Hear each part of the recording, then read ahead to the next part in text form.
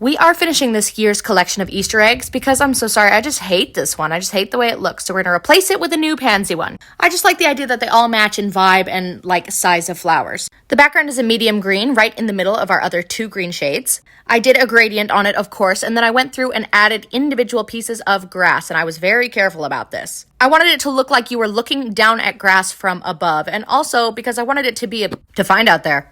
Apparently, anyway. I have a love-hate relationship with pansies. I kind of hate them, but also I have a secret board on Pinterest dedicated to really pretty pictures of them, So I used that as inspiration and did all the top two petals first.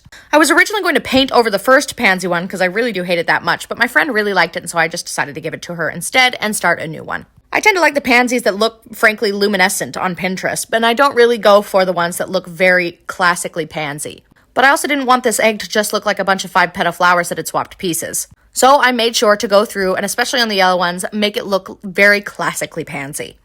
If your guilty pleasure is looking at Pinterest pansy photos in the dark alone at night, then you'll notice that in the center they mostly have this yellow little spot and a tiny green throat on the very inside.